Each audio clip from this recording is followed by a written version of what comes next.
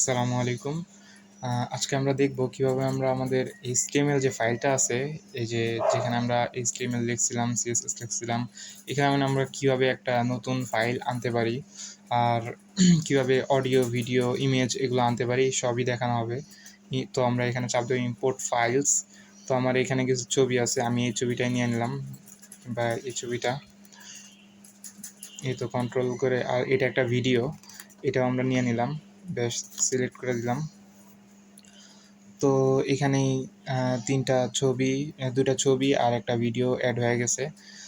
তো আমরা চাইলে এইখান থেকেও এগুলো অ্যাক্সেস করতে পারি।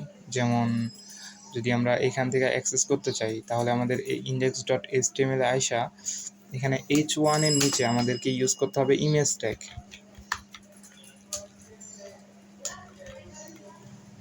ইমেজ, ব্যাস। এখানে আমাদের ইমেজের এসআরসি এর মধ্যে বলে দিতে হবে যে আমরা ইমেজটা কোথা থেকে নিতে চাই। ডট স্ল্যাশ মানে একই ফোল্ডারের কোথায় আছে, এই যে আমরা এই যে এই দুইটা ইমেজ আছে আমাদের। তো আমি নর্মালি এই ইমেজটা ইউজ করতে চাই। তো আমরা এখানে যদি প্লে বাটনে চাপ দিই, ওই ক্ষেত্রে আমাদের এই তো আমার ইমেজটা আসছে, কিন্তু অনেক বড় আকারে আসছে আর কি। তো আমরা এই ইমেজের উইথ হাইটও এখানে সেট করে দিতে পারি। উইথ দিলাম কত, 100 পিক্সেল, আর হাইট দিলাম 70 পিক্সেল। তো আমরা এখন যদি দেখি আমাদের ইমেজটা এখন ঠিক করে শো করার কথা, এই যে অনেকটা ছোট হয়ে গেছে, এইভাবে শো করতেছে। তো আপনারা এটা বাড়ায় কমায় ঠিক করতে পারবেন, সমস্যা নাই।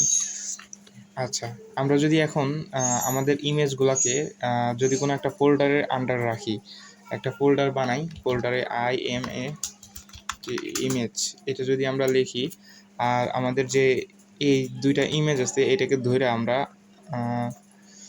মুভ করা যায় না, আচ্ছা সমস্যা নেই, কাট করলাম, কাট করে এইখানে পেস্ট করে দিলাম, ব্যাস। তাহলেই আমাদের এইটা ইমেজ ফোল্ডারের মধ্যে চলে গেল।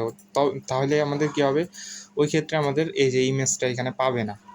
হ্যাঁ, কারণ ইমেজটা আছে হলো ইমেজের ফোল্ডারের মধ্যে, কিন্তু আমরা দিচ্ছি হলো কারেন্ট যে ফোল্ডার আছে ওইটার মধ্যে। তো আমরা এই এসআরসি এর মধ্যে এই কোটেশনের পর থেকে যা কিছু আছে সব কিছু কাটা দিলাম, এই তো, বেশ।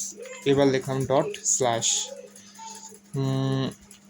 তাহলে আমাদের ওইটা আছে কিসের মধ্যে, ইমেজ পাথটা নিলাম আমরা, আবার দিলাম ডট স্ল্যাশ। আচ্ছা, স্ল্যাশ দিলেই হবে। স্ল্যাশ দিলে এই যে এই ইমেজটা আমরা নিতে চাই, এই ক্ষেত্রে আমাদের এই ইমেজটা এখানে পাবে।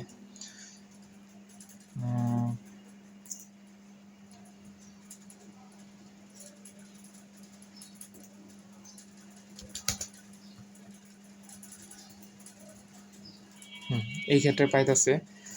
আগের বার কী হয়েছিল, দুইটা ডট এক্সট্রা পড়ে গেছিলো। আচ্ছা, আমি এটা আবার দেখাচ্ছি কীভাবে আপনারা এটা পাইতে পারেন।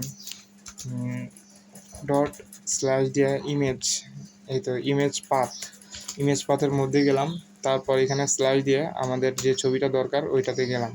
এখানে ইন্টারে চাপ দিলেই মূলত এখানে দুইটা ডট এক্সট্রা এসে পড়তেছে। হ্যাঁ, ডাবল ডট মানে হলো এক স্টেপ উপরে, তো আমাদের এক স্টেপ উপরে যাওয়া লাগবে না, এইটা দিলেই হবে। এই ব্যাস, এখানে শো করতেছে, এই তো।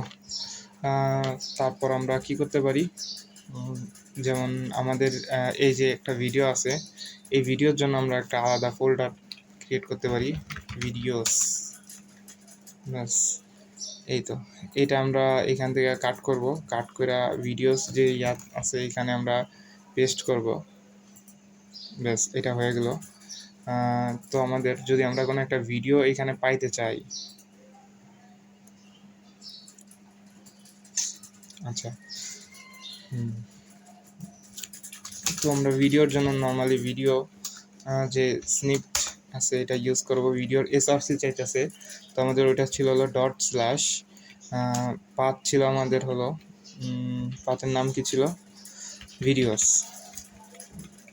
VIDEOS। তার মধ্যে কি ছিল, তার মধ্যে এই যে এই পাথটা এটা ছিল, এটা সাজেশন দিতেছে, তো আমরা এটা দিলেই এটা পাবে, এটা এখন নর্মালি পাবেই, সমস্যা নাই। এই তো। আচ্ছা, পাচ্ছে না দেখা যায় ভিডিওস।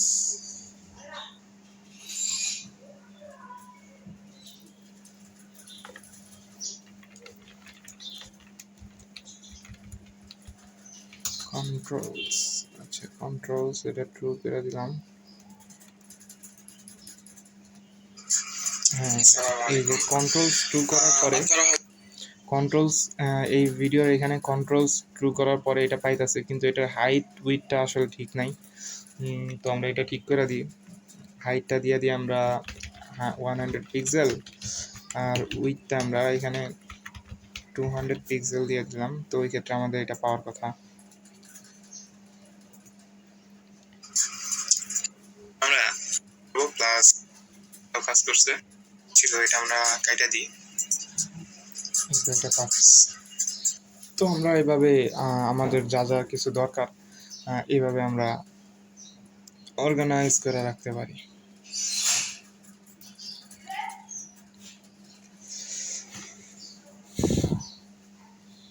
তো এই ভিডিওটা এই পর্যন্ত ছিল।